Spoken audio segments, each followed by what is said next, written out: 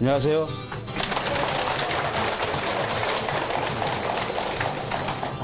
우리 봄에 이렇게 강좌 한번 했었죠?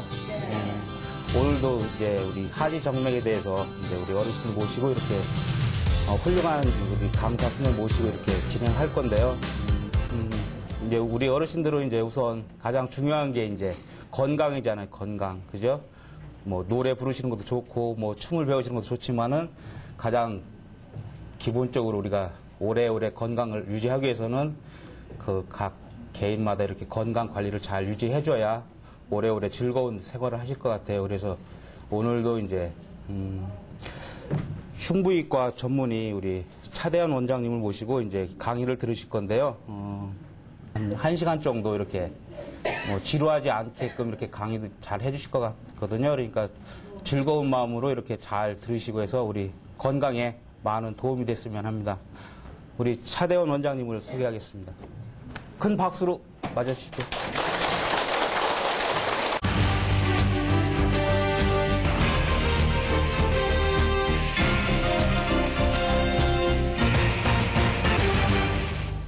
안녕하십니까.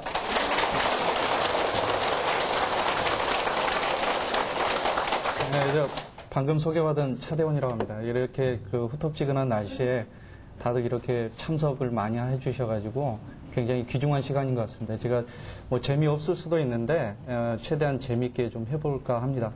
그리고 제가 저기 그 사회복지관을 지금 몇 군데 좀 다녀봤는데 여기 용문사회복지관 제일 이렇게 참석률도 좋으시고 이렇게 눈빛도 다 초롱초롱하시고 그러신 것 같습니다. 오늘 이 시간에는요, 여름철 하지 정맥류에 대해서 한번 좀 말씀을 드려볼까 합니다. 이렇게 이제 무더운 날씨인 여름철하고 이 다리에 생기는 하지 정맥류하고 어떤 관계가 있는지 좀 말씀드리고 어떻게 하면 이제 이 더운 날씨에도 건강한 다리를 유지하실 수 있는지 좀 말씀을 드리겠습니다. 먼저 이제 우리 몸에 있는 여러 가지 기관들이 있습니다. 뭐 신경 조직, 뭐 순환기, 뭐 여러 가지 조직들이 있는데 그 중에 혈관이라는 게 있습니다. 혈관이라는 게 뭐 다들 아시겠지만은 우리 몸에서 이 굉장히 중요한 역할을 합니다. 구체적으로 보면은 이렇게 이제 나뭇잎에 이 물들이 잘 공급이 되는 길처럼 결국 혈관은 우리 몸에서 필요한 혈액 그리고 영양분들을 몸의 곳곳에 이렇게 보내주는 그런 아주 소중한 역할을 하고요. 그 다음에 그 몸에서 다 쓴 혈액이나 노폐물들을 다시 걸러내주는 또 역할까지 하는 아주 소중한 기관입니다. 그런 혈관에는요, 두 종류가 있습니다. 하나는 동맥이라는 것과 하나는 정맥이라는 건데요. 그림에서 보면은 위쪽에 빨갛게 동그란 게 동맥이고요. 이 아래쪽에 파랗고 이렇게 조금 납작하게 보이는 게 정맥입니다. 실제로 저희가 이제 뭐 수술을 하거나 그럴 때 보면은 동맥은 빨갛고 정맥은 파랗고 그렇지는 않습니다. 하지만 저희가 이제 편하게 이렇게 보통은 이 분류를 하는데 몇 가지 차이점들이 있습니다. 그 동맥이란 혈관에는 우리 몸의 상수도라고 생각하시면 될 것 같아요. 이 깨끗한 피, 그러니까 영양분도 많고 산소도 많은 깨끗한 피가 공급이 되어지는 게 동맥이고, 그 다음에 그렇게 해서 다 쓴 피, 노폐물도 많고 여러 가지 이제 제거해야 될 물질도 많이 있는 하수도 같은 역할을 하는 게 이 정맥이 되겠습니다. 그래서 이 결국은 우리 몸에서 이 혈액순환이라고 하는 거는 가운데 심장을 중심으로 해서 심장에서 피가 뿜어져 나가는 동맥하고 다시 심장으로 돌아가는 정맥이 이 모두 하나의 이 톱니바퀴처럼 잘 돌아갈 때만이 혈액순환이 좋아진다고 보시면 되겠습니다. 그래서 이제 어르신들 말씀하실 때 내 몸 뭐 혈액순환이 안 좋은 것 같다 이야기들을 하시면은 실제로 이 심장이나 동맥이나 정맥의 어느 부분이 문제가 생기면 혈액순환은 좋아질 수가 없습니다. 그리고 이제 많이들 궁금해하시는 여러 가지 질병들이 이것들과 관계를 갖게 됩니다. 뭐 중풍이나 이런 것들은 대부분 동맥하고 관계가 있고요. 이제 정맥하고 관계 있는 것들은 여러 가지 것들 중에 이제 정맥류라는 것도 관계가 있게 되고, 예, 그렇게 된다고 보시면 되겠습니다. 그래서 아주 옛날부터 이 혈액순환이라는 것과 사람의 몸의 상태를 굉장히 많이 이 관계에서 생각을 하고 설명을 하려고 하고 질병이나 이런 게 혈액순환이 잘못되면 생기지 않았나 하고 생각들을 많이 했습니다. 이 그림에 보시면은 이거 굉장히 오래된 그림입니다. 한 300년 전 정도 전의 그림인데, 그 당시까지만 해도 이제 서양에서는 사람의 몸에 어떤 질병이 생기고 그러면은 혈액이 많이 이 노폐물들이 쌓여서 그렇다 생각하고 이렇게 혈관에서 피를 짜내서 빼내는 사혈이라는 방법을 많이 했습니다. 그렇게 되면 질병이 좋아진다. 물론 지금 개념으로 생각은 많이 틀렸지만은 그만큼 혈액순환하고 질병이라는 관계를 굉장히 많이 생각을 했죠. 지금도 사실은 아마 그러신 분이 있을지 모르겠습니다. 하지정맥류의 경우에 이렇게 피를 빼내서 사혈을 해서 치료를 하고자 하는 경우가 사실은 아직도 좀 있는 것 같습니다. 근데 이제 제가 이 시간에는 하지정맥류가 어떤 거고 어떻게 치료를 해야 올바로 치료가 되는지 좀 설명을 드릴까 합니다. 제가 이제 정맥류에 대해서 이제 종류에 대해서 몇 가지만 좀 보여드릴까 합니다. 사진으로요. 이제 첫째는 이제 아주 좀 초기의 단계에서부터 좀 보여드릴 건데요. 모세혈관 확장이라 그래서 이제 가끔 보면은 이렇게 이제 허벅지나 이런 데 실핏줄들이 좀 보이는 경우들이 있을 거예요. 아주 초기의 경우는 사실은 사람들 누구나 다리 보면 이런 거 한두 개 없는 사람은 없을 겁니다. 이 사람이란 게 사실 누구나 조금씩은 생기는 거고요. 이제 더 많이 생겨서 또 문제가 돼서 치료를 받는 경우도 있을 겁니다. 이 경우도 역시 이 허벅지 쪽에 보면은 이렇게 실핏줄들이 많이 이렇게 보입니다. 그 다음에 이제 그 혈관의 굵기가 조금 더 늘어나는 경우, 1mm 정도에서 그거보다 조금 더 크게 보이는 경우는 색깔이 조금 변합니다. 이 빨갛게 이렇게 그렇게 보이다가 약간 검은색이 띠면서 푸르스름하게 보이는데 이런 거는 이제 미세 정맥 확장이라고 부릅니다. 지금 무릎 뒤에 이제 그런 혈관들이 많이 보이죠. 그리고 이제 그것보다 조금 더 혈관이 커지면은 망상정맥이라고 저희가 부릅니다. 그래서 이 망상정맥이라는 거는 그물 모양으로 이렇게 이제 퍼져 있다 해서 보통 망상정맥이라고 그러는데요. 일반적으로 보면 그 사진에서 볼 수 있듯이 그 오금 있는 쪽, 무릎 뒤에 이렇게 많이 좀 보입니다. 이제 조금 더 이건 좀 선명해진 느낌이 들 거예요. 지렁이가 좀 기어가는 듯 하기도 하고, 이제 망상정맥 역시 그 하나의 일종입니다. 그리고 이제 조금 더 심해지게 되면은 이제 우리가 이제 흔히 말하는 하지정맥류 이렇게 되는데요. 그 사진 보시면은 좀 약간 좀 혐오감이 들 수도 있고 그렇지만은 사실은 이런 다리로 잘 살아가시고 막 오랫동안 있으신 분도 많이 있어요. 나중에 이제 병원에 물론 찾아오시지만요. 그래서 이제 지금부터는 이런 하지정맥류가 왜 발생을 하느냐, 왜 누구는 발생하고 나는 안 하고 이런 발생하는 이유에 대해서 조금만 말씀드려보고자 합니다. 하지정맥류라는 거는요, 이 네 발로 걷는 짐승한테는 거의 안 생깁니다. 사람이 같이 서 있는, 사실은 뭐 서서 두 발로 걷는 짐승이 뭐 얼마나 있습니까? 결국은 사람한테 유일하게 생긴다고 보셔도 크게 틀린 말은 아닌데요. 이 사진은 좀 재밌는 사진이어서 제가 좀 가지고 왔어요. 이 소의 뒷다리에 보면 정맥류가 있습니다. 이제 사실 이게 뭐 흔해서 제가 가지고 나온 건 아니고 반대로 굉장히 드문 사진인데 귀에서 제가 좀 가져왔어요. 그래서 이제 이렇게 네 발로 걷는 이제 짐승들은 사실은 하지정맥류나 이런 게 잘 안 생깁니다. 사람은 요 뭐 이 옛날 뭐 네 발로 걷다가 두 발로 걷는다. 물론 뭐 아니라고 생각하시는 분들도 있지만은 이제 과학적으로는 그렇게 많이 설명들을 하는데요. 결국은 이렇게 서서 두 발로 걸으면서부터 정맥류라는 것, 사실은 이 정맥류라는 것뿐만 아니고 여러 가지 척추 질환, 그 다음에 뭐 내장 질환, 이렇게 소화기계 질환 이런 것들이 사실은 대부분 다 이렇게 두 발로 걸으면서 나타난 질환입니다. 두 발로 걸으면서 두 손을 쓰고 연장을 다루고 이러면서 기술이 발달하고 사람이 굉장히 이렇게 이제 지금 뭐 만물의 영장이다 이런 이야기를 하지만 실제로 그러면서 포기를 해야 되는 것들이 건강상에서는 많이 생기는 거죠. 척추나 이런 정맥 질환들은 대표적인 질환입니다. 제가 아까 처음에 이제 동맥이라는 거 잠깐 보여드렸습니다. 이게 동맥이라는 게 하는 역할은 이 심장에서 심장이 펌프 역할을 합니다. 피를 이렇게 짜내주면은 깨끗하고 이 영양분을 많은 혈액을 온 몸에 이렇게 공급을 짜서 해주는 거고요. 정맥은 그렇게 해서 다 쓴 피가 다시 심장으로 돌아가게 되는 겁니다. 그래서 지금 그림에서 보시면은 오른쪽에 이렇게 종아리를 움직일 때마다 피가 심장, 빨간데 가운데 심장 쪽으로 올라가고 있는 것을 보실 수가 있을 거예요. 이 그림 한 장으로 사실은 정맥류가 다 설명이 가능합니다. 왜냐하면은 우리 몸에 있는 다른, 그러니까 예를 들어서 손에 있거나 팔에 있는, 뭐 얼굴에 있는 정맥에서는 사실은 심장까지 피가 돌아가기 위해서 별 힘든 것이 없습니다. 그냥 다시 자연스럽게 돌아가면 되는데 사람이 서 있기 때문에 다리에 있는 피는 심장까지 올라가려면 어떻게 하겠어요? 거꾸로 올라가야 되잖아요. 그래서 이제 그 역할을 해주는 것들이 이제 여러 가지가 있는데 그 중에 하나가 펌프 역할을 하는 겁니다. 펌프를 짜서 올려줘야죠. 심장에서 피가 나올 때는 심장이 펌프 역할을 하죠. 다시 피가 올라갈 때는 어디가 펌프 역할을 합니까? 종아리 근육이 그 역할을 담당하고 있어요. 그래서 지금처럼 종아리를 이렇게 움직이시게 되면은 이게 피가 다시 심장 쪽으로 잘 올라가게 되고요. 이렇게 종아리 근육을 움직이지 않고 가만히 오래 서 있게 되면은 결국은 문제가 더 많이 발생을 하게 됩니다. 그 다음에 종아리 근육, 펌프 역할을 하는 종아리 근육 외에 이 심장 쪽으로 피가 올라가도록 도와주는 게 이제 판막이라는 게 있어요. 판막은 우리 몸에서 보면은 대표적으로 심장에 판막이 있습니다. 심장 판막증이라고 들어보셨는지 모르겠지만 심장에 판막이 있고요. 혈관 중에 동맥에는 판막이 없습니다. 필요가 없어요. 근데 이제 다리에 있는 정맥에서는 판막이 꼭 필요합니다. 왜냐하면은 그림처럼 피가 아래에서 위로 올라가려면 다시 떨어지려고 해요. 그거를 막아주는 게 판막이 하는 역할입니다. 이렇게 딱 우리 여닫이 문 같은 역할을 하는 거죠. 이렇게 가면은 열어줬다가 가고 나면 다시 닫아줘야지. 이게 계속 반복적으로 일어나야 피가 올라가게 되는 거죠.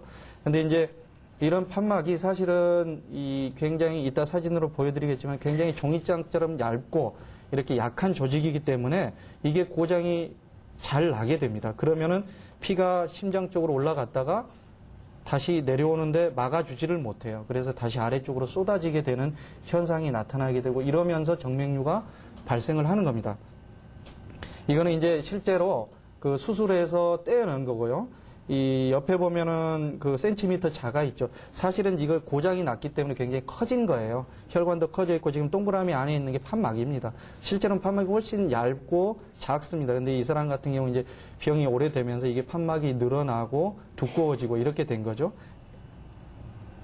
그래서 이런 판막은요, 실제로 다리 한쪽에 보면은 한 5cm에서 10cm당 하나씩 있어요. 사람마다 다르긴 한데, 그래서 그런 것들이 전부 제각기 역할을 해주면서 피가 정상 방향으로 움직이게 역할을 해줍니다.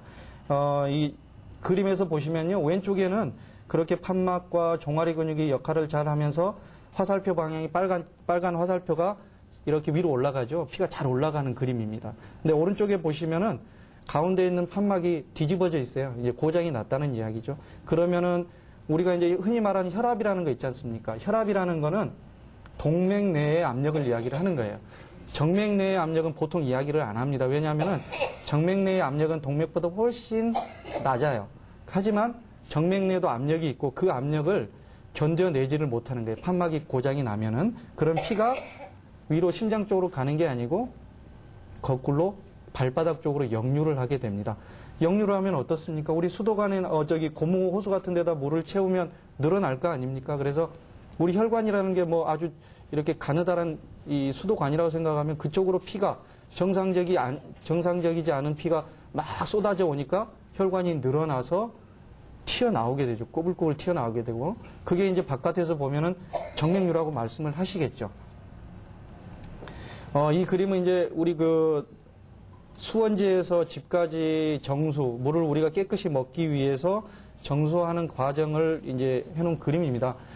실제로 우리의 혈액순환은요, 지금 이런 과정하고 똑같습니다. 중간에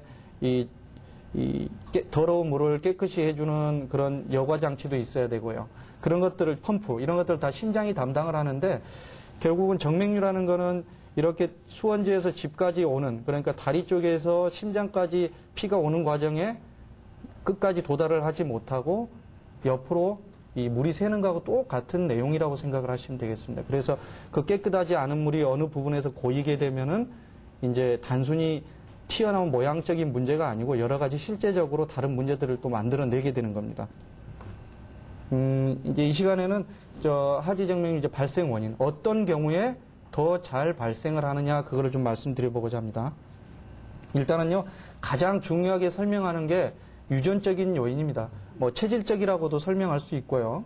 실제로 정맥류가 있어서 이렇게 이제 병원에 오시는 분들을 보면은, 사실 한 반수 이상에서 뭐, 어머니나 아버지나 이렇게 아니면 자기 자녀들한테서 정맥류가 보인다거나 뭐, 이상이 있는 경우를 많이 봅니다. 그래서 결국 체질적으로 약한 사람들이 정맥류가 잘 생기게 돼 있는 거고요. 유전적인 소인이 있다면은 더 훨씬 잘 생긴다고 보시면 되겠습니다. 그리고 이제 다른 혈관뿐만 아니고 모든 신체의 기관들이 사용을 하면 할수록 뭔가 문제가 생길 가능성이 높아지겠죠. 혈관이란 것도 마찬가지입니다. 이렇게 이제 10년 쓴 혈관, 20년 쓴 혈관, 갈수록 조금씩은 어떤 문제들이 많이 생기게 되겠죠. 그래서 이 정맥류라는 것도 결국은 이 나이가 드시는 과정 자체가 정맥류를 만들어내는 아주 중요한 요인이 되겠습니다. 그래서 한 조사에 의하면 50세 이상의 경우에는 이제 50%까지 발병을 한다. 물론 어느 정도까지를 여기 정맥류의 발병으로 볼 거냐 이런 데에 대한 논란이 있을 수 있지만 적어도 나이가 들어가시면서 정맥류가 상당히 많이 발생한다는 것은 사실입니다. 그리고 이제 정맥류를 보면은 사실은 여자분들이 남자보다 한 2배에서 3배는 많습니다. 근데 그 많은 이유가 그 중에 중요한 요인이 이제 임신이라는 경우가 되겠어요. 그 임신을 이제 젊었을 때 임신을 하시면요. 그런 경우들 많이 이제 젊었을 때 임신하고 그때 쉬지 못하고 또 첫애 이렇게 업고 나는 이랬다 이러신 분들 막 정맥류 와서 이야기하시는 분들 많거든요. 근데 이제 그렇게 정맥류라는 거는 임신을 해서 아기를 갖게 되면은 몸에 이제 여러 가지 변화가 생깁니다. 일단은 쉽게 생각을 하면 배가 부르니까 복압이 올라가죠. 압력이 올라가서 혈관이 문제가 되는 경우. 그 외에 또 호르몬도 변화하면서 또 문제가 되는 경우. 일단은 임신을 많이 하시면 많이 하실수록 정맥류가 많이 생긴다고 보시면 되고요. 이 특징적인 게 하나 있습니다. 그 임신을 보통 하셨다가 그때 그 당시에 정맥류가 생겼다가 출산을 했더니 많이 좋아졌다. 그런 경우가 많이 있어요. 근데 사실은 그거 대부분의 경우는 진짜로 좋아진 거는 아닙니다. 표면적으로 좋아졌다고 생각을 하시면 돼요. 지금 이제 왼쪽 그 사진을 보시면은 발목 부에 이렇게 아주 그 색깔이 보라색으로 이렇게 착색이 되니까 사실은 작은 혈관들이 다 늘어나 있는 정맥류거든요. 근데 이분이 지금 임신 한 6개월인가 7개월인가 그랬을 때 오셔가지고 찍은 사진이에요. 그 다음 사진은 출산 후에 4개월 있다가 오신 겁니다. 아무 치료도 안 했는데 거짓말처럼 발목 있는 부위의 혈관들이 다 사라졌죠. 근데 이게 사실은 이분 같은 경우 진짜로 이 병이 나은 거는 아닙니다. 실제로 다리 안에서는 계속 이상이 있고 대부분의 경우에 이런 과정을 거쳐서 이제 나이가 드시면 그때 대해서 문제가 돼서 나타나는 경우인데 이분도 이제 검사를 해서 안쪽의 혈관은 그대로 이상이 있다는 걸 봤죠. 그 다음에 이제 결국 서 있는 것 때문에 생기는 거니까 오래 서 있는 사람이 아무래도 더 많이 생긴다는 거는 당연하겠죠. 그래서 직업적 요인을 꼽습니다. 그래서 이제 학교 선생님들, 그 다음에 서서 일하시는 분들 많이 있지 않습니까? 미용사, 백화점, 이런 분들이 사실은 많이 생긴다고 보시고요. 저희가 실제로 이런 직업적 요인이 있는 직업군을 가지고 있는 분이 정맥류에 생기는 경우가 한 40% 이상 정도 된다고 봅니다. 그 외에도 사실은 오래 앉아있는 사람도 많이 생깁니다. 우리 운전하시는 분들 아니면 미싱하시는 분들 이런 분들이 있잖아요. 그런 분들도 정맥류가 많이 생깁니다. 학교 선생님들 많이 생기시죠. 그 다음에 이제 여성 호르몬, 그 다음에 이제 우리 중년 지나셔가지고 이제 갱년기 증상 나오고 그러면 병원에 가시면은 몇 가지를 권해드릴 겁니다. 여성 호르몬제, 그 다음에 골다공증 예방하라고 약 주시고 그러죠. 근데 이제 그런 약들이 다 제각기 좋은 역할을 하지만은 이 혈관에는 여성 호르몬이 굉장히 사실 좀 안 좋은 역할을 합니다. 그래서 혈관에 이 여성 호르몬제 자체가 혈관을 약하게 하고 정맥이라는 혈관, 그다음에 판막도 약하게 해서 정맥류 있는 분들이 그거 모르고 계속 약을 드시는 경우들이 있어요. 근데 이제 그것 때문에 계속 좀 나빠지게 되고요. 한번 치료를 받았던 분이 여성 호르몬제를 계속 복용하시면 사실은 나중에 다른 곳에서 재발할 확률도 훨씬 올라간다고 봅니다.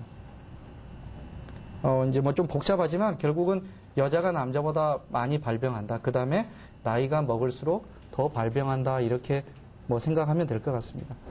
그 외의 원인으로 이제 살이 많이 찌는 경우, 이제 비만한 경우도 역시 이제 갑자기 체중이 이렇게 늘어나거나요. 그럼 갑자기 또 체중이 줄어도 사실 정맥류가 잘 발생을 한다고 보시면 됩니다.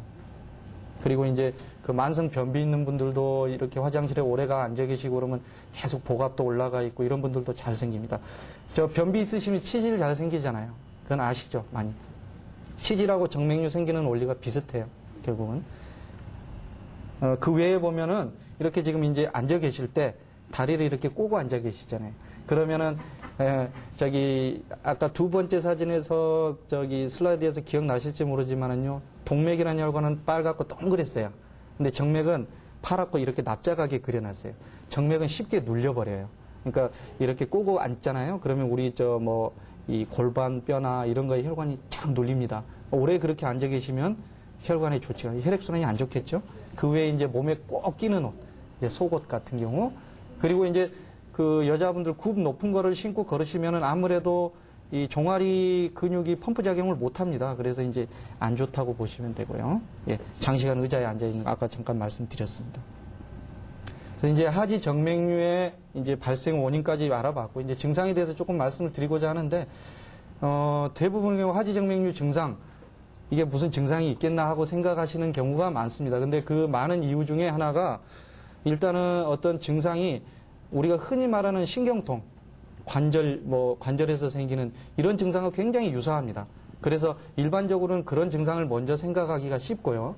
또 하나는 정맥류라는 게 특징적으로 생기면 보통 한 10년, 20년 초기에는 별로 문제가 안 됩니다. 근데 이제 나이가 드시면서 생겨나니까 대부분 이거 예전에도 있었는데 지금 다리가 아프단 말이에요. 그러면은 그것 때문에 생겼다고 생각하기 사실은 어렵습니다. 다른 원인은 아니겠나 이렇게 생각하는데 정맥류라는 거는 굉장히 느리게 진행하고 사실 나이가 들면서 대부분 문제가 됩니다. 그래서 이제 증상이라는 게 또 재밌는 거는요. 혈관이 울퉁불퉁, 아까 이제 울퉁불퉁한 혈관이 많이 튀어나온 사람이 다리가 더 많이 불편할 거다. 절대 그렇지 않습니다. 정맥류는 그런 이 울퉁불퉁한 겉에서 봐서 그런 정도하고 증상하고는 사실은 별 관계가 없습니다. 오히려 그렇게 울퉁불퉁해질 때까지 있으실 수 있었다는 거는 사실은 별로 안 불편하니까 그렇게 있으실 수도 있었을 거예요. 그러니까 반대일 수도 있고요. 사실은 그런 거하고 별로 관계가 없습니다. 오히려 이제 악화시키는 조건을 보면은 오래 서 있거나 힘든 일을 많이 하고 나서 아니면 우리 이제 겨울 돼서 이제 김장 같은 거 담으실 때 오래 쭈그려 앉아 있잖아요. 그럼 그럴 때 갑자기 또 많이 안 좋아진다거나 뭐 등산을 많이 하고 그리고 이제 요즘처럼 날씨가 더워지게 되면은 또 정맥류가 많이 안 좋아집니다. 그래서 그 평상시에 겨울이나 이럴 때는 뭐 혈관이 튀어나왔지만 큰 불편함이 없었는데 이제 날씨가 더워지면 이제 갑자기 불편해지고 그런 분들도 많이 있어요. 그다음에 여자분들 뭐 생리 중, 그다음에 임신 중에 또 많이 안 좋아지죠. 날씨가 더우면요, 혈관이라는 게 굉장히 부드러운 조직입니다. 근데 날씨가 더우면요, 혈관이 늘어나게 돼 있습니다. 그 파이프가 늘어나는 거하고 똑같죠. 혈관이 늘어나면은 혈관 벽 사이에 혈관 안에 있는 판막이라는 게 벌어지게 돼요. 그러면 결국은 판막 역할을 못하고 피가 제 방향으로 못 가고 역류를 하게 만들어내는 겁니다. 그래서 날씨가 더워지면은 정맥류 증상이 심해진다는 게, 그 다음에 겉으로 보기에도 더 또렷해지겠죠. 더 진해지니까.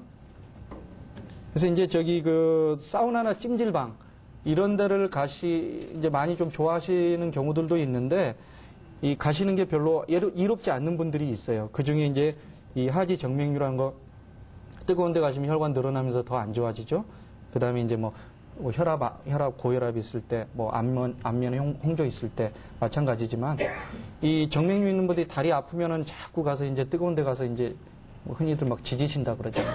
지지고 오시고. 그러면 이제 그 순간에는 좀 좋죠. 시원하고 개운하죠. 근데 결국은 정맥류라는 건 점점 빨리 나빠지게 됩니다. 그러면서 더 나빠지게 되고, 이제 또 다시 그러면 더 아프니까 또 가고, 자꾸 악순환이 되겠죠. 일단은 첫 번째 가장 흔한 증상은요, 정맥류 있는 쪽으로 해서 당기고 아프게 됩니다. 근데 이제 이 당기고 아픈 게 아까도 말씀드렸지만은 우리 이제 관절염이나 신경통하고 굉장히 사실은 구분하기가 사실은 쉽지가 않습니다.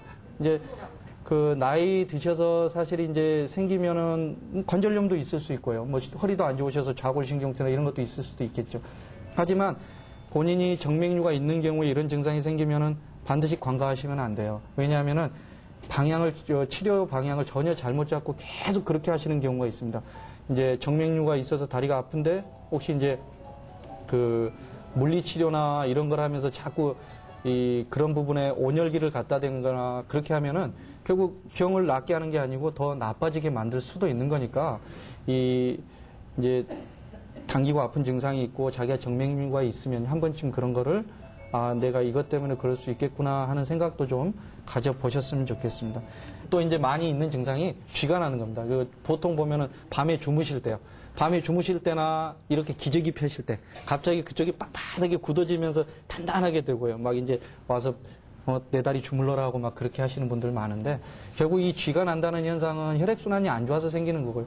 정맥류라는 게 혈액순환이 안 되는 거지 않습니까? 그러니까 이제 이렇게 쥐가 많이 나게 됩니다. 그래서 이제 뭐 더 무리하신 날 더 많이 난다고도 하시고요. 그 다음에 이제 다리가 무겁죠. 피가 아래로 몰리니까 무겁죠. 모래주머니 차고 있는 거하고 사실 똑같습니다. 아주 심한 경우에는 우리 몸에 있는 피의 한 5분의 1 정도가 다리에 이렇게 고여가지고 혈액순환을 못하는 그런 경우들이 있어요. 또 하나 이제 다리가 붓습니다. 이 정맥류가 있는 분들은요, 자세히 보면은 정도의 차이는 있지만 누구나 다 정맥류가 있는 쪽 다리가 두껍습니다. 그래서 이게 결국은 혈액순환이 안 되면서 발목이나 이런 데가 붓게 되는 거고요. 나중에 이제 치료하시고 나면 이제 날씬한 다리가 또 되기도 하고요. 그 다음에 이제 다리가 저리신다고 말씀들을 많이 하시는데요. 일단은 이 저리시는 거는 허리 디스크나 이런 신경통하고 사실은 감별을 많이 좀 해야 될 겁니다. 단순히 다리가 저리다고 해서 우리가 뭐 정맥류다 이렇게 다 설명할 수는 없죠. 근데 하지만 반대로 다리가 다 저리면 그러면 허리 디스크나 이런 거냐? 아닙니다. 정맥류 때 저리신 분도 굉장히 많아요. 그래서 이 다리가 저릴 때 이 다리가 저린 증상도 또 생기고요. 그 다음에 이제 허리 통증, 정맥류가 왜 허리 통증이 올 수가 있느냐? 다리가 무거워지죠. 그러면은 자세가 틀어집니다. 오랜 시간 지속되면 허리도 영향들을 받고요. 올바르지 못한 걸음걸이 이런 자세 때문에 이 허리에 통증을 느끼시는 경우도 많이 있습니다.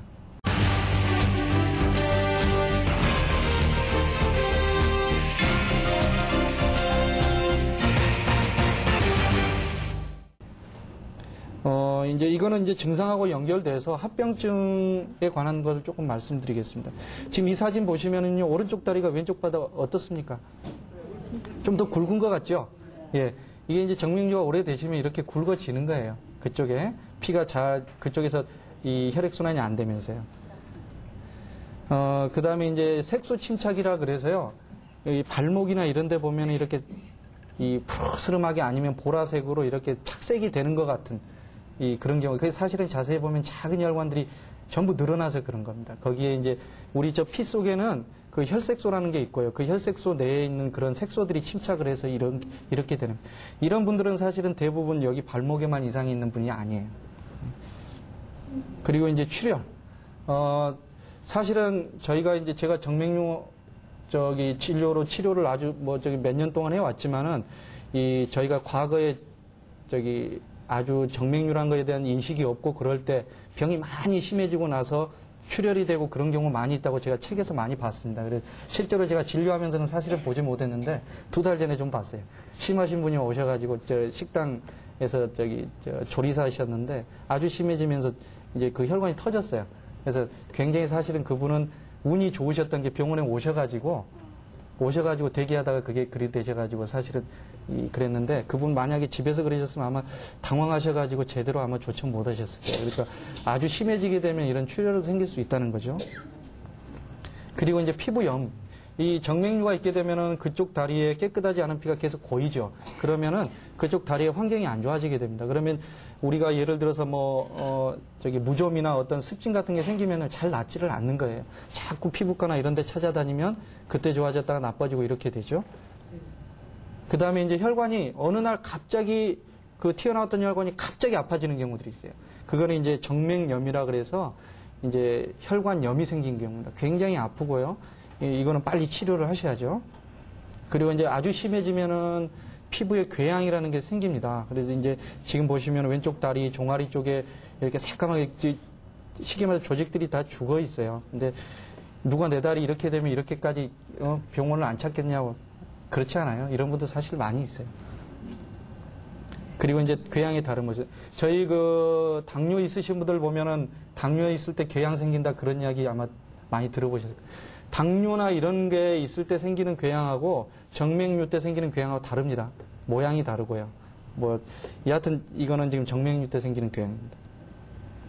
이분도 이제 궤양이 생기신, 오른쪽은 지금 궤양이 예전에 생겼다가 나으신 거예요. 그 까만 부분 있죠? 그 다음에 왼쪽은 지금 궤양이 생겨 있으신 거고요. 그 다음에 이제 또 중요한 합병증 중에 하나가 혈전이란 거. 혈전이란 거 아시죠? 피가 굳은 거. 선지처럼. 혈전 생기면 뭐 어떤 병이 생깁니까? 뇌졸중. 그러니까 그런 거 많이 생기죠. 그 외에 이제 폐색전증. 굉장히 위험한 거예요. 혈전증은 이 혈전증이 생기는 대부분의 원인이 되는 곳은 다리에 있는 혈관이에요. 다리에 있는 혈관이 제대로 혈액순환이 안 되면 혈전이 생기고 그게 떨어져 나가서 문제를 일으킵니다. 그래서 저기 병원에서 뭐 허리 수술이나 무슨 큰 수술을 하시고 누워 계신 분들이 보면은 병원에서 스타킹 줘요. 그게 이 혈전 생기지 말라고 주는 겁니다. 그래서 지금 이분도 보면 왼쪽 다리 그 허벅지가요, 오른쪽보다 훨씬 굵어요. 그 이유가 지금 안에 혈전이 생겨가지고 혈관을 틀어 막은 겁니다. 굉장히 위험하죠.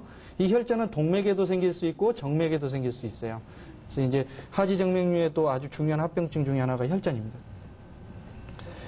이제 하지정맥류 병기가 있는데요. 사실은 뭐 이게 큰 중요한 내용은 아니고 일반적으로 뭐 오셔가지고 내가 어느 정도 됐느냐, 초기냐 뭐 이렇게 물어보시는 분들이 있는데 이제 가는 혈관들이 보이면 일기라고 보고요. 아까 말씀드린 대로 뭐 합병증이 생겨가지고 궤양이 생기고 그러면 이제 6기까지, 1기서부터 6기까지 이제 나누긴 합니다.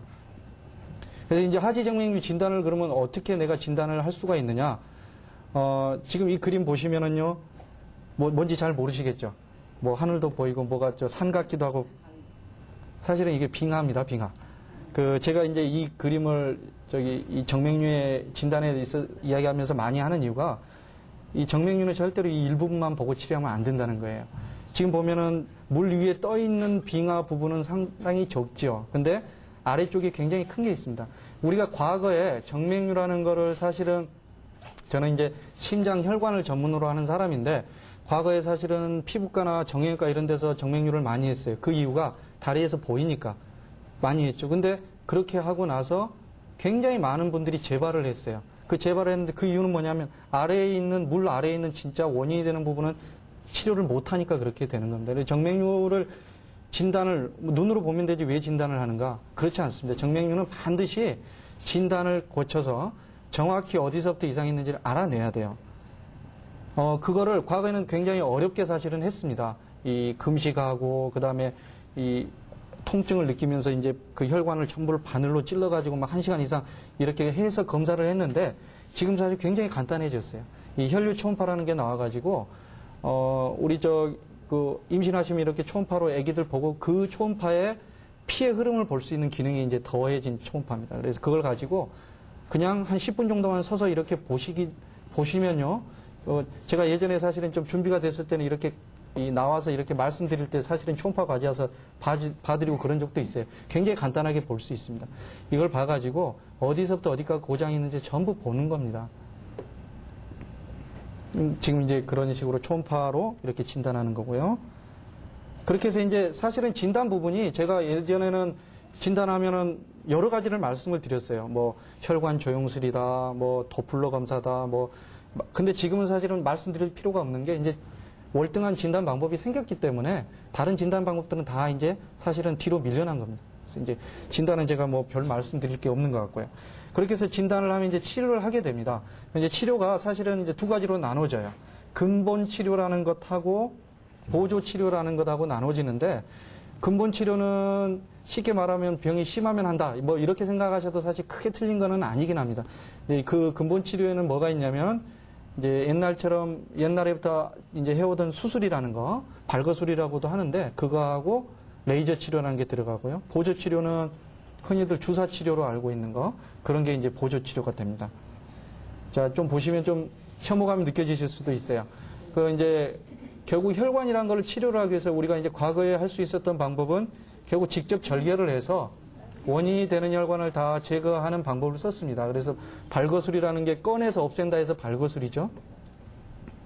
지금 그러면 여러분 생각에 과거에는 정맥류 치료를 많이 못했어요. 그 이유가 병이 심하지 않은 사람 저렇게 떼서 해서 혈관 하라면 치료하시겠어요? 의사부터도 사실은 권하지를 못해요. 왜냐하면 하고 나서 여러 가지 문제들, 그 다음에 예를 들어서 난 조금 보기 싫었는데 하고 나서 상처가 이렇게 커지면 그게 더 나아졌다고 말하기가 사실은 이제 물론 혈액순환은 좋아지는 거지만 그런 문제가 있는 거죠. 이제 요새 이 정맥류라는 거에 많이 이렇게 들릴 수 있는 이유는 이런 레이저 치료가 나오면서부터라고 생각하시면 돼요. 왜냐하면 지금 이 레이저 치료는 아까 그런 과정을 거치지 않습니다. 이 혈관 안으로 머리카락처럼 가는 레이저 관을 이용해서 치료를 하고 심하지 않은 분들은 바늘 자국만 있으면 치료가 돼요. 물론 이제 심해지면 조금 다르긴 하지만은, 이렇게 이제 왼쪽에서 보시면 고장난 혈관 안으로 레이저관을 집어넣어 가지고요. 레이저를 안에서 쏘는 겁니다. 이거는, 이것도 이제 점점 발전하니까 예전에는 이걸 하기 위해서 또 뭐 척추 마취를 하고 수면 마취를 하고 그러는데 지금 그럴 필요도 없어요. 부분 마취하고 합니다. 그냥. 그 어르신들 침 맞잖아요. 침 맞는 거와 똑같아요. 부분 마취하고 그냥 쭉 치료를 하면 얼마든지 똑같은 아까처럼 째사는 거와 똑같은 결과를 나타내는 겁니다. 네, 지금 이제 이거는 실제로 레이저 치료하고 있는 장면이고요. 지금처럼 이제 그 뭐 화면이 작아서 잘 안 보이지만은 그 바늘로 이 구멍을 내서 그 혈관 안으로 이 집어넣어서 레이저 안에서 쭉 쏘게 되면은 째서 없애는 거하고 똑같은. 예, 초기에는 레이저 치료 나왔을 때 수술보다 결과가 좀 덜 좋지 않겠느냐 생각을 많이 했는데 지금 이제 5년, 6년 지나면서 나오는 결과들은 사실 훨씬 좋습니다. 레이저 치료가. 이제 보조 치료로 혈관 경화요법 주사 치료라고 있어요. 이거는 이제 아주 그 실핏줄처럼 가는 모세혈관 확장에서부터 이제 또 굵은 혈관까지도 쓸 수 있는 방법이에요. 이것도 과거에는 굵은 혈관은 못했습니다. 근데 이제 여러 가지 방법들이 바뀌면서 굵은 혈관에도 이제 요새는 혈관 경화요법으로 또 사용하는 경우가 있습니다. 이제 혈관 경화제 여러 종류가 있고요. 지금 보시면은 이 종아리 바깥쪽에 이제 이 실핏줄들 부채꼴 모양으로 이렇게 되어 있는 거 이렇게 해서 치료하고 좋아집니다. 혈관 경화요법은 말 그대로 그 혈관 안에다가 혈관 경화제란 주사약을 이렇게 주사로 넣는 겁니다. 아주 가는 바늘을 가지고 주사를 놓으면은 그 혈관이 고장난 혈관이 시간이 가면서 점점 쪼그라들어서 없어지게 되는 거죠. 그래서 이제 여기 어떤 이런 실핏줄이 보기 싫었다. 그러면 이제 주사를 놓고 시간이 지나면 이제 모양이 좋아지게 될 거고 이것 때문에 이런 정도로도 다리가 아프신 분들 굉장히 많습니다. 이것 때문에 다리가 아플 거냐 생각하지만 이런 분들이 뭐 종아리가 막 밤에 터질 것 같다 이런 분들 많아요. 치료하면 또 좋아지게 되고요. 이제 조금 더 굵은 혈관이죠. 이제 망상정맥인데 이 경우에도 치료하고 이제 좋아진 그런 모습입니다. 그 다음에 이제 보조 치료로 이렇게 이제 정맥 절제인데 이거는 우리가 이제 보행 정맥 절제라 그래요. 그 왜 보행이란 말을 붙였냐면 입원하지 않고 그냥 마취 없이 그냥 그 자리만 이렇게 치료한다 해서 그렇게 말을 붙였습니다.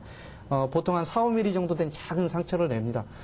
주사로 치료하기 어려운 거, 그 혈관 사이즈가 좀 굵은 거에다 쓸 수 있고요. 보통의 경우에는 근데 이제 말씀드리는 치료 방법들을 이렇게 이제 같이 합해서 치료를 많이 하죠. 그리고 지금 사진 보시면은 허벅지 바깥쪽에 혈관들이 튀어나와 있죠. 오른쪽에 보시면 치료가 돼 있죠. 이거는 지금 그 절제술하고 주사 치료라는 걸 같이 해서 치료한 겁니다. 그런 경우 이분도 검사를 합니다. 왜냐하면 이 튀어나온 게 지금 어디서부터 시작된지 모르죠. 검사를 해서 이분은 사타구니에 있었어요. 그래서 사타구니에 있어서 거기서부터 레이저 치료 쭉 하고 혈관을 제거하는 거 하고 이렇게 이제 좋아진 사진입니다. 다 비슷한 내용들이에요. 이분도 사타구니에서 고장 많이 납니다. 그 정맥류가 있을 때 주사 치료하는 사람 말고 근본적으로 안에 혈관이 고장 있는 사람 10분 중에 5분은 사타구니에 있어요. 한 3분 정도는 뒤에 오금 뒤에 있어요. 나머지 2분은 이제 또 다른 데서. 그래서 사실은 이제 검사를 해야 되는 거죠. 그래서 이제 이분도 마찬가지죠. 그런 식으로 이분도 다 사타구니에 있어요. 이런 경우를 지금 이제 옛날에는 어떻게 많이 했냐면 지금 무릎 위에 그 볼록 나온 데 있지 않습니까? 거기서부터 이렇게 째는 거예요. 째가지고 튀어나온 데만 없앱니다. 그러면 한 4, 5개월은 괜찮아요. 근데 다시 다리가 아프기 시작하면서 이제 한 1년 있으면 딴 데서 튀어나옵니다. 원인 치료를 안 하면 그렇게 된다는 거예요. 자, 이분도 많이 종아리에 심하시죠? 그래서 이제 주로 이제 지금 제가 보여드린 사진들이 대부분 보면은 직업들이 이분 횟집에서 이렇게 이제 주방 하셨던 분입니다. 이렇게 나빠지게 되고 그런 경우가 오래 서 있으니까. 제가 이제 간단하게 말씀을 드렸고요. 이제 뭐 정맥류가 지금 현재 없다. 그러면 이제 어떻게 예방하는가가 사실은 더 중요하고 관심이 가실 거예요. 그 예방하는 법을 몇 가지 좀 설명을 드릴 텐데요. 그 중에 이제 제일 먼저 압박 스타킹 요법이 있습니다. 압박 스타킹 요법은 사실은 이제 예방하는 방법 중에 가장 어떻게 보면 적극적인 방법인데요. 오래 서 있는 일을 하신다거나 뭐 그런 분들이 저녁 되면 다리가 많이 붓거나 다리가 아프거나 이렇게 되고 근데 이제 병 자체가 많이 진행하지 않으면 예방하기 위해서 압박 스타킹을 신습니다. 압박 스타킹을 신으면요. 뭐 일반 스타킹하고 뭐가 다른가? 그냥 일반 스타킹은 압력이라는 게 이 계산이 돼 있는 게 아니에요. 근데 압박 스타킹은 발목에서부터 심장 쪽으로 피를 짜서 올리는 역할을 하도록 이 압력이 돼 있어요. 그래서 이제 이거를 신으시면은 병이 초기에 있는 사람들은 많이 이렇게 이제 증상이 좋아지게 되고요. 반대로 이제 뭐 나이가 굉장히 많으시고 여러 가지 몸에 질병이 많으신데 정맥류가 있는 분들은 사실 치료하기가 어렵죠. 그런 분들은 증상이라도 조절하기 위해서는 또 스타킹을 신기도 합니다. 그래서 이제 또 스타킹도 이제 날씨가 더워지면 신기 좀 어렵지 않겠느냐 이렇게들 이제 생각 많이 하는데 스타킹도 이제 저희가 보면 그래요. 예전보다 계속 이제 좋아지는 거예요. 점점. 요새는 또 사실은 여름용 스타킹이라 해서 이제 좀 얇은. 과거에는 이제 기술이 안 되니까 얇으면 압력이 떨어져요. 근데 지금은 이제 그런 게 똑같은 압력을 유지하면서도 이제 자꾸 얇은 것들이 나와 있고요. 그렇기 때문에 그 다음에 치료를 하거나 그랬을 때도 스타킹 신는 기간도 굉장히 많이 줄어들었어요. 그래서 그 다음에 이제 뭐 앉으실 때 다리를 꼬지 않고 정자세로 앉는 거. 물론 뭐 여러 가지 다른 뭐 척추나 이런 데도 문제가 되니까요. 그리고 이제 운동을 하시는데 주로 어떤 운동을 많이 하시는 거냐면 종아리 근육을 많이 사용하시는 운동을 하십니다. 가장 간단한 거 걷기. 그 다음에 뭐 조깅. 이렇게 종아리 근육, 자전거 타는 거. 이렇게 종아리 근육을 많이 사용한 반대로 무거운 거를 많이 드시는 거. 아니면 뭐 이 정맥류 있는 분들이 막 에어로빅처럼 너무 과격한 거. 그러니까 과격하다는 표현을 써서 좀 제가 잘못된 것 같지만 몸에 조금 무리가 갈 수 있는 이런 것들은 오히려 조금 해가 된다고 보시면 됩니다. 근데 정맥류가 현재 있는 사람이 걷기 많이 하신다. 그건 좋지 않습니다. 예방할 때 정맥류가 있는 분은 걷기를 많이 하거나 그러면 그만큼 더 안 좋아져요. 빨리 그 교정을 하셔야 돼요. 또 비만하지 않도록 적정 체중을 유지하시는 거. 그리고 이제 장시간 서 있지 않아야 좋을 텐데 직업적으로 뭐 장시간 서 있어야 될 수밖에 없는 사람들 어떻게 할 거냐? 충분히 가능합니다. 이 다리의 체중을 이렇게 한쪽에 계속 싣고 있지 말고 이렇게 짝다리 짚는다 그러죠. 한쪽씩 이걸 번갈아 해주신다거나 아니면 종아리 운동을 중간중간에 하시는 거예요. 이렇게 꼬두발 쓴다 그러나요? 이렇게 해서 하시면은 서 있어도 중간에 펌프가 역할을 합니다. 그래서 오래 앉아 계시더라도 중간에 이렇게 발목 운동 하시고요. 될 수 있는 대로 굽 높은 구두를 신지 않는 게 도움이 될 거고요. 그리고 제가 아까 그 여름철과 관계돼서 뜨거운 데 가시면 혈관이 늘어나서 정맥류가 있는 분은 안 좋다 그랬어요. 정맥류가 있는 경우나 정맥류를 예방을 하고자 할 경우에는요, 오히려 종아리 부분을 차가운 물로 이렇게 씻어줘야 됩니다. 뭐 반신욕이나 이렇게 많이 하시는데요. 그 반신욕은 또 좋은 경우가 많죠. 이 동맥이나 이런 말초 동맥이나 이런 게 안 좋으면서 손끝이 시리시다거나 이런 분들은 반신욕을 하시면은 그런 게 혈액순환이 더 잘 되게 되죠. 근데 정맥류가 있는 분은 반신욕하고 그러면 더 안 좋아지겠죠. 그러니까 일단은 그런 어떤 건강에 필요한 기본적인 것들을 하실 때는 내 몸의 상태가 어떤지 좀 먼저 체크를 하시고 이게 나한테 도움이 되겠나 확인하신 다음에 하시는 게 좋겠습니다. 그리고 이제 이 병이 이제 초기가 있거나 증상이 있거나 그런 분들은 미리미리 압박 스타킹을 신어 주시면요. 압박 스타킹이 주무실 때는 사실 신지 않거든요. 근데 이제 서 있을 때 신는데 서 있을 때 신는 것도 뭐 하루 종일 신다 생각하면 사실 힘들 수 있어요. 근데 그렇게 생각하실 필요 없고 하루에 1시간만 신어줘도 그만큼의 효과를 갖는 겁니다. 1시간 신으면 주로 오후에 신으면 돼요. 오전보다. 예, 왜냐하면은 오래 서 있으면서 문제가 되니까요. 그리고 이제 변비를 예방하실 수 있어도 좋겠고요. 그리고 이제 말씀드렸듯이 오랫동안 뭐 운전을 하거나 여행을 할 경우에는 이제 계속 앉아서 계시지 말고요. 뭐 잠깐 쓰실 수 있으면 쓰시고 이렇게 아니 걸으실 수 있으면 걷고 안 되면 자리에서라도 종아리 운동 하시고 이렇게 하시면 예방이 되겠습니다. 그리고 이제 휴식을 취하거나 주무시기 전에는 다리를 이렇게 베개나 이런 이불 같은 데다 해가지고 좀 올리고 계시면 좋습니다. 정맥류 있는 사람들 다리 통증 특징, 다리를 올리면 좋아져요. 예. 허리가 아픈 사람은 이렇게 들면 당겨서 아파져요. 예. 그런 걸로도 사실 구분이 가능합니다. 그래서 저희가 이제 정맥류를 치료를 할 때 많은 분들이 아직도 정맥류라는 게 어떤 눈에 보이는 혈관, 그러니까 보기 싫은 미용적인 측면에서 많이 생각을 합니다. 하지만 저희가 정맥류 치료할 때 항상 느끼는 거지만 그거는 정맥류의 일부분에 지나지 않습니다. 물론 치료하면은 보기 좋아진 다리가 만들어집니다. 하지만 간과하지 말아야 될 것은 그것과 관련된 증상으로 힘들어하거나 합병증에서 이런 질병적인 부분들도 꼭 같이 바라봐야 올바로 된 정맥류 치료가 되는 겁니다. 그래서 정맥류 치료의 원칙이라는 건 뭐 제가 지금 다 말씀드렸고요. 눈에 보이는 부분 아니고 원인 부위까지 제대로 다 정확한 진단하고 눈대중으로 튀어나온 것만 치료하지 않는다는 거. 그 다음에 이거 치료하면 재발 안 되냐고 물어보시죠. 그 혈관에서는 재발 안 돼요. 하지만 다른 데서 재발될 수도 있어요. 혈관이 얼마나 많습니까? 반대로 종기가 왼팔에 나서 치료하면서 나 오른팔에 종기 안 나겠습니까? 하고 물어보면 뭐라고 대답하시겠어요? 그렇기 때문에 정맥류라는 거는 치료를 제대로 받으신 다음에는 거기에 맞는 올바른 관리와 예방 이렇게 이런 것들도 병행해 주셔야 잘 안 생기게 된다는 겁니다. 제가 여름철과 뭐 정맥류에 대해서 이렇게 간단하게 말씀을 드렸는데 기존에 아셨던 내용도 있으실 거고 처음 듣는 내용도 있으실 겁니다. 결국 제가 얼마 전에 책에서 보니까요, 사람이 이 두 발로 걷기 시작하면서 포기해야 되는 것이라는 제목으로 나온 글을 제가 봤어요. 근데 이 동물들하고 이제 다른 거를 이야기하면서 우리 발 모양이 있지 않습니까? 우리 발 모양이 네 발로 걷는 짐승보다 훨씬 안 좋다고 그럽니다. 왜냐하면 침팬지 같은 경우는 발로 이 물건을 잡을 수도 있고 들 수도 있고 다 한대요. 근데 우리는 발이 퇴화를 했다 그럽니다. 왜냐하면 손이 일을 다 해버리니까. 그래서 그런지 몰라도 대부분 발이나 다리에 대해서는 다른 데 생기는 질병이나 이런 거에 비해서 덜 관심을 가지시는 것 같아요. 하지만은 실제로 생각을 해보면 우리 몸이 계속 사람이 살아가는데 서 있고 평생 동안 굉장히 많은 활동들하고 걷고 이런 역할을 결국 발이 다 하는 겁니다. 그래서 정맥류라는 거 비록 다리나 발에 생기는 질환이지만 다른 몸에 생기는 질환 못지않게 굉장히 우리 몸에 중요하다는 그런 제가 생각이 듭니다. 그래서 제가 여름철과 하지 정맥류에 대해서 이렇게 좀 간단히 말씀을 드렸는데 좀 궁금하신 거 있으셨던 분은요, 질문을 몇 분만 좀 받고 좀 말씀해 드리겠습니다. 수술을 하려고 하는데 어느 철에 해야 좋은가? 여름철은 좀 더우면 안 좋은 건가 싶어갖고요. 제가 그거에 대해서 설명드릴게요. 굉장히 사실 많이 듣는 제가 내용인데요. 두 가지로 나눠서 설명드릴게요. 병이 초기인 사람. 초기인 사람은 저는 조금 가을이나 겨울에 오라 그럽니다. 반대로 병이 심한 사람, 여름 넘기시면 안 돼요. 왜냐하면은 아까 제가 말씀드린 합병증이나 여러 증상이 날씨가 더워지면 그런 분들은 더 나빠집니다.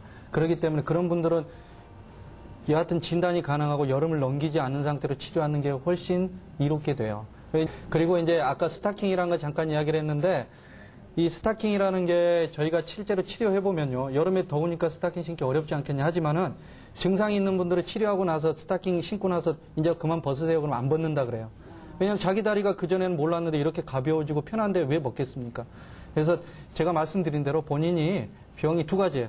증상이 심하신 분이나 병 자체가 오래되신 분들은 치료를 빨리 하시는 게 좋습니다.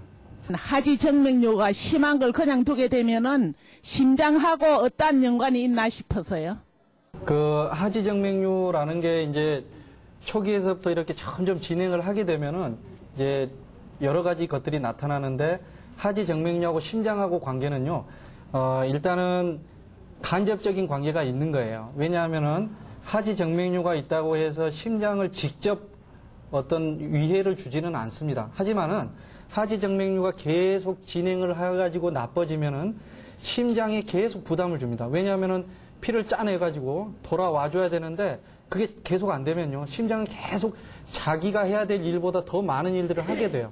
그러면은 나중에 이제 심장이 안 좋으신 분들, 예를 들어서 심장 고혈압이 있거나 해서 심장이 비대하신 분들이나 심부전이나 이런 게 있는 분들은 심장이 더 훨씬 힘들어지는 그런 서로 이런 간접적인 관계가 있는 겁니다. 예, 오늘 이렇게 날씨도 덥고 그런데 이렇게 모이셔가지고 재미없고 딱딱한 이야기가 될 수 있었는데 이렇게 끝까지 들어주시고 경청해 주셔서 굉장히 감사하게 생각합니다. 이상으로 마치도록 하겠습니다.